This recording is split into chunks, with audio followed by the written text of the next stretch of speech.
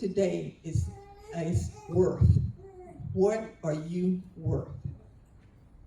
So I often wonder what the value of my life worth would be. How would you put that into one sum total? What would you do with that? If someone came up to you and said, how much is your life worth? What would you say? How would you put that into terms? What price would it be? Could you put a number on that? Could you calculate that? Would you be able to say, I'm worth X amount of dollars? Have you ever considered or pondered what price you will put on your lifetime? How would that affect you, your loved ones, your friends, your family, even your enemies? How do you count up the cost of your contributions, your achievements, your teaching, and even your failures with a price tag? Yes. How do you do that? How can you give that? A lot of times we see at homecomings, people will try to give a synopsis of the person's life. Sometimes those services last a couple of hours, but they cannot surmise a person's lifetime in 2 or 3 hours. It's impossible. They give us a short snapshot of what's happening, but they just cannot. So to give you just an idea, when the tragedy of 9/11 happened, many lives were taken and affected by the terrorism and destruction. So you all remember that tragedy that struck America. In fact, that's my birthday. And some people say, how in the world? I didn't make it bad. It just happened to be my birthday.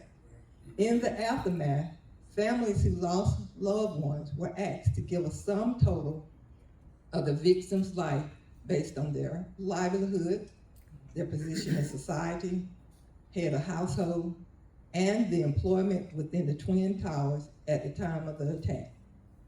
Now you may ask, how in the world could you come to me, my loved one is gone, and say, how would you give a total for that?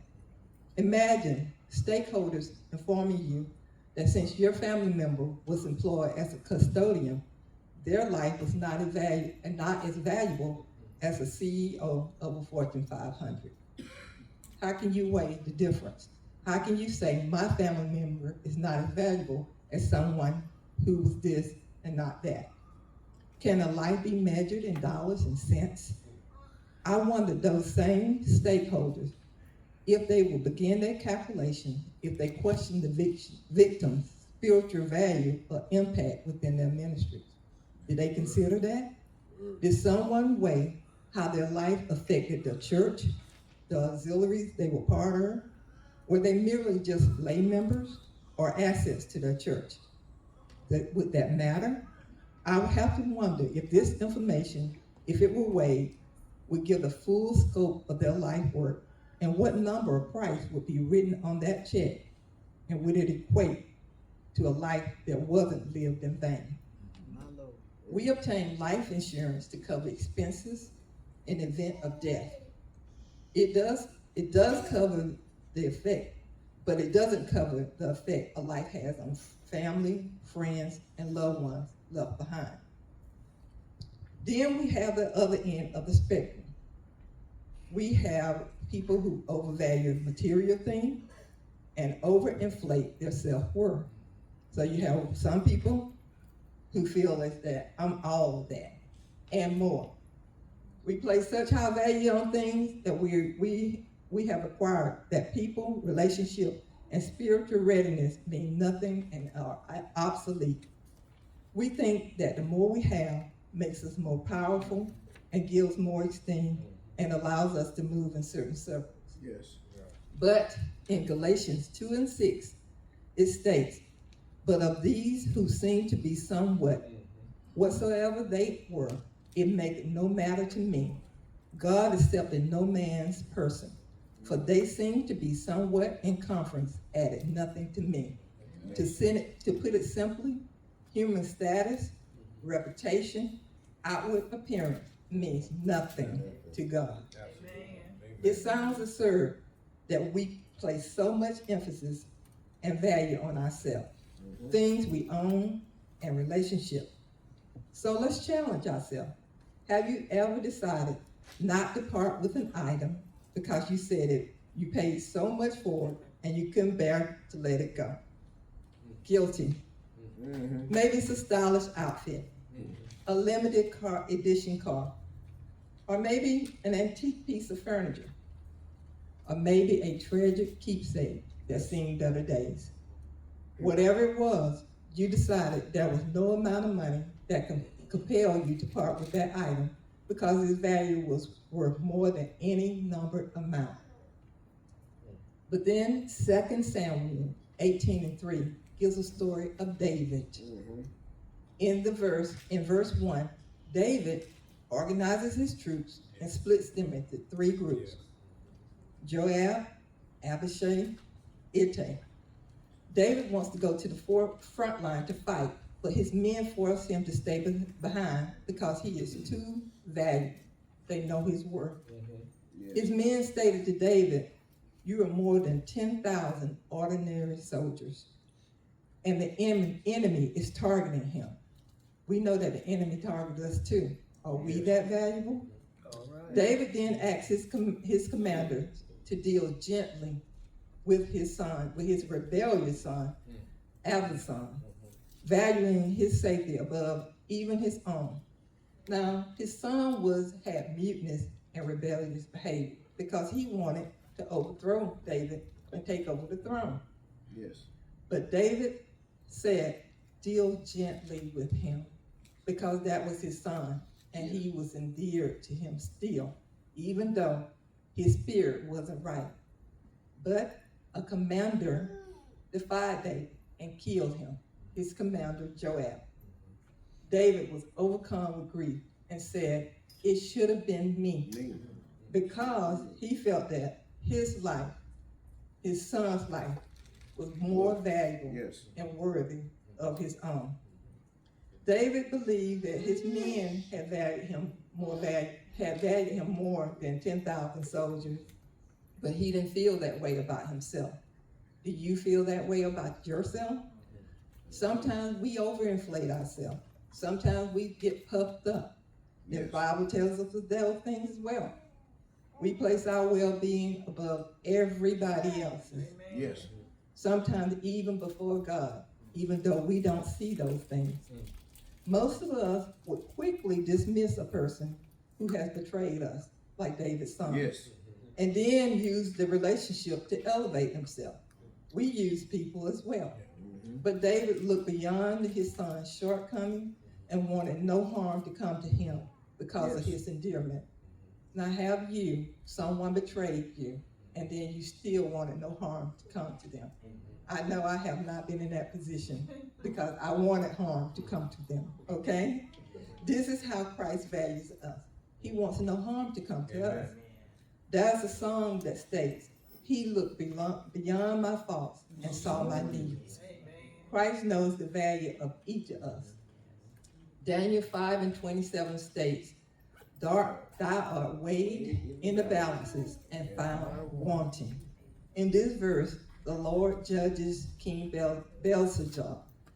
Life and action finds him morally and spiritually deficient. Ask yourself, will the Lord weigh you in the balance and show you that you have no value and worth to him and his kingdom? I do not want to be weighed in the balance like that. Finally, Leviticus 27, verses 23 through 24 states, then the priest shall reckon unto him the worth of thy estimation, even unto the year of the jubile, and he shall give thine estimation in that day as a holy thing unto the Lord. In the year of the jubile, the field shall return unto him of whom it was bought, even to him whom the possession of the land did belong.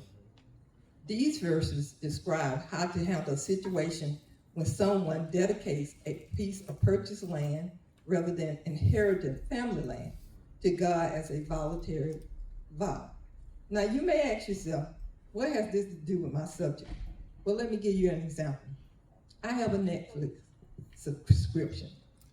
I signed up for it years ago. I don't do anything to it. I signed up for it.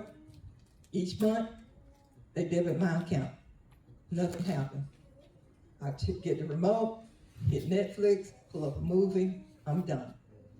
But every now and then, I forget about it. They send me and say, you need to do something because that subscription, either my debit card or my credit card has expired and I need to do something. Well, if nothing is required of me, then I don't have to do anything. But God requires something of me.